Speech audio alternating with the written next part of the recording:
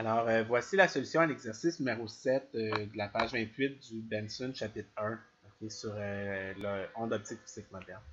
Donc ici, on a un bloc, c'est un problème, encore une fois, un problème classique de bloc au bout d'un ressort. Donc, on nous dit un bloc de masse égal à 0,5 kg oscille au bout d'un ressort horizontal dont la constante de rappel est K égale à 50 newton par mètre. On nous dit, on nous donne des conditions initiales. Donc, quand t égale 0,1 seconde, x est égal à moins 0,2 mètres et v est égal à plus 0,5 mètres par seconde. Donc, on cherche l'équation générale de la forme x est égal à a fois sin de oméga t plus phi. Bon, on va recommencer. Mais premièrement, si on me donne le oméga, si on me donne k et m, on peut tout de suite trouver oméga. Oméga qui est égal à la racine de k sur m. Bon, ici, dans le cas qui nous intéresse, on trouve une constante k égale à une constante oméga égale à 10 rad par seconde. Donc, ça me permet d'écrire x est égal à a fois sin de 10t plus phi. Puis, je vais avoir besoin de l'équation pour la vitesse aussi. Donc, la vitesse va être égale à 10 moins 10 a fois cos de 10t plus phi. Ici, on nous donne les conditions initiales. Donc, c'est ce que je vais utiliser dans le but de déterminer phi et a. Donc, j'ai aucune information ni sur l'une ni sur l'autre. Donc, je vais utiliser à la fois les conditions initiales pour trouver phi et a. Donc, si j'écris mes deux équations ici, par exemple, ben, compte tenu de mes conditions initiales, je vais trouver que quand... premièrement, j'ai remplacé, au lieu de travailler avec 10t plus phi, j'ai travaillé avec ma phase θ qui va être égale à 10t plus phi.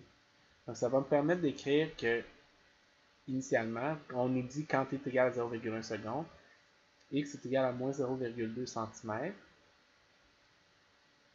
puis v est égal à 0,5 cm. Donc, a fois 10 fois cos de θ. Donc ici, ce que je remarque, c'est que là, je peux faire mon petit coup classique. Donc, trouver l'expression suivante. Donc, j'annule les A, j'annule les moins, bon, je multiplie 10, donc j'ai 0,2 fois 10 divisé par 0,5 est égal à tangente de θ. Ça me permet de trouver un angle θ qui est égal à 1,32 radian. Donc, qu'est-ce que je fais avec cet angle-là? Mais là, qu'est-ce que je vais avoir? Le réflexe de faire, c'est de venir me mettre dans un cadran. Donc, je vais me tracer un cercle trigonométrique ici. Puis, en fait, je sais, moi, que cet angle de 1,32 rad là peut se trouver à différents endroits. Donc, ça devrait être une habitude à prendre. Donc ici, je peux utiliser l'angle θ, par exemple. Moi, j'ai trouvé un angle θ de 1,32 rad. Ça veut dire que je peux avoir un angle θ ici, l'angle θ ici, l'angle θ ici, ou encore ici. Donc, lequel est le bon? Bien, ici, je sais, par exemple, que position et vitesse sont positives, position positive, vitesse négative, position négative, vitesse négative, et finalement, ici, j'ai position négative et vitesse positive. Ça donne que les conditions qu'on m'a données initialement, la position était négative et la vitesse était positive. Donc, je me trouve dans le cadran qui est ici. Mon angle de 1,32 est donc ici. Donc, mon angle θ doit être égal à moins 1,32 en corrigeant pour les signes de x et de v. Mais je sais également que mon angle θ correspond à 10t plus phi, que ici on a utilisé t est égal à 0,1 seconde. Donc je peux mettre tout ça ensemble, dire que moins 1,32 est égal à 10 fois 0,1 plus phi, ce qui me permet d'isoler phi égale à moins 2,32 radians. Donc ça ici, moi, c'est ma réponse à moi. Dans le manuel, eux, ils vont ajouter 2π à ça parce que dans le manuel, ils aiment bien ça avoir des réponses entre 0 et 2π. Moi, je crois que c'est pas quelque chose qui est essentiel, donc j'ai tendance à plus le laisser comme ça. Donc si je continue ici, je vais pouvoir écrire, là, je vais revenir quelque part. Donc, je peux écrire mon équation du mouvement. Donc, je l'écris en fonction de x de t qui est égal à a fois sin de oméga t plus pi. Puis ici, on nous dit que, donc, on va avoir x de t est égal à a fois sin de 10t moins 2,32. Puis, pour trouver a, mais ce que j'ai à faire, c'est utiliser ma condition. On dit que la position est de moins 0,2 quand le temps est égal à 0,1. Pardon. Donc, fois 0,1 moins 2,32. Ça, ici, ça me permet de trouver une amplitude A égale à 0,206, bon, environ mètres. Donc là, je peux écrire mon équation complète, qui est x de t, qui est égal à 0,206 fois sin de 10t moins 2,32 A. Donc ça ici, c'est l'équation complète du mouvement. Okay. Comme je disais, dans le manuel, eux, ils donnent comme solution, ils ajoutent 2π. Okay. On sait que les fonctions sin sont invariantes sous des rotations de 2π, donc eux vont utiliser plus 3,95, mais ça correspond à la même chose physiquement. Okay. Donc ça, c'est pour la partie A. Maintenant, pour B, ce qu'on nous demande de trouver ensuite le premier instant pour lequel la condition x égale 0,2 et v est égal à moins 0,5 se produit. Donc, on cherche ensuite, on cherche un temps t, donc je vais appeler t', pour lequel x est égal à plus 0,2, puis la vitesse est égale à moins 0,5. Donc ça, c'est des mètres, ça, c'est des mètres par seconde.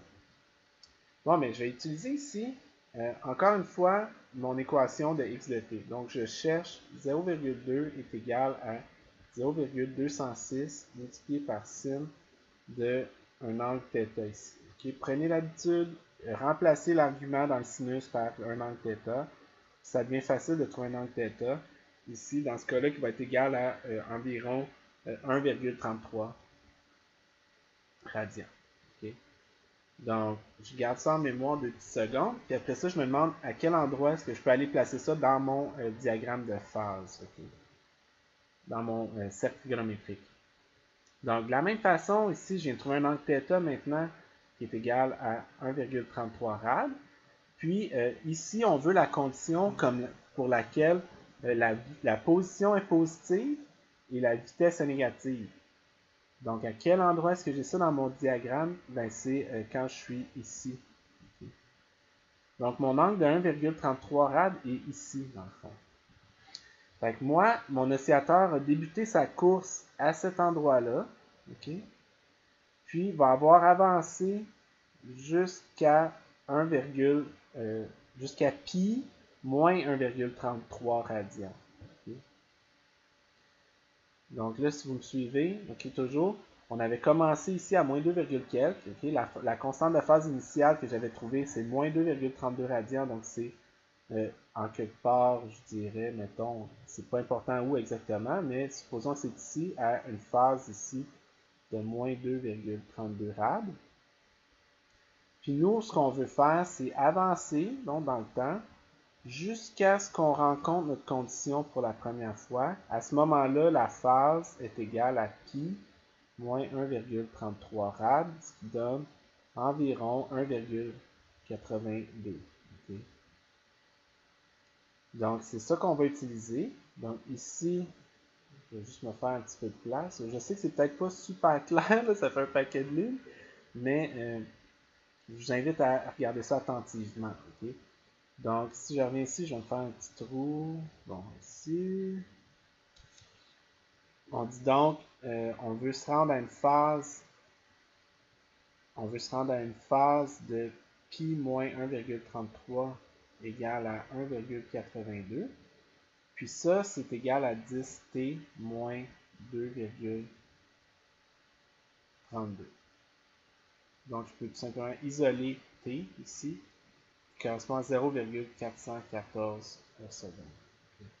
Donc, ça, c'est la solution complète et détaillée. Okay? Donc, il faut faire attention ici. Okay? Eux, dans le manuel, ils commencent à une phase déjà de plus 2,95. Donc, c'est impossible de partir d'une phase de 2,95 et de se rendre à 1,82 parce que la phase étant une fonction linéaire du temps, okay? Tout ce qu'elle fait, c'est augmenter au taux oméga. Donc, c'est un petit graphique ici que j'aime bien faire aussi à l'occasion, c'est de me dire comment varie ma phase θ en fonction du temps. Ben, elle commence une certaine phase initiale, puis elle monte de façon constante pour la pente égale à oméga. Donc, elle commence à une phase initiale de phi, puis elle fait juste augmenter au taux oméga, c'est l'équation d'une droite oméga t plus phi. Donc ici, j'ai commencé à moins 2,32 et j'ai voulu me rendre à une phase de plus 1,33. Je me suis posé comme question, combien de temps est-ce que ça me prend pour passer d'une phase de moins 2,32 à plus 1,33. Dans le manuel, eux, ce qu'ils font, c'est qu'ils partent d'une phase initiale de 3,95. Okay? Puis, ils vont augmenter la phase jusqu'à temps qu'on arrive à, dans le fond, moins 1,33 plus 2pi. Donc, c'est comme s'il avait déplacé la droite ici, il avait augmenté la droite de 2pi à chaque point ici. Okay. Donc, je ne sais pas, en tout cas, si ça peut vous aider, là, mais c'est juste qu'ils ont fait une rotation de 2pi, donc ils ont travaillé un peu plus tard dans le temps. Moi, je ne suis pas un gros fan de ça. Vous n'avez jamais à me donner des réponses entre 0 et 2pi obligatoirement. Dans le manuel, ils font ça pour des questions de simplicité. Donc, c'était la solution à l'exercice 7 du chapitre 1.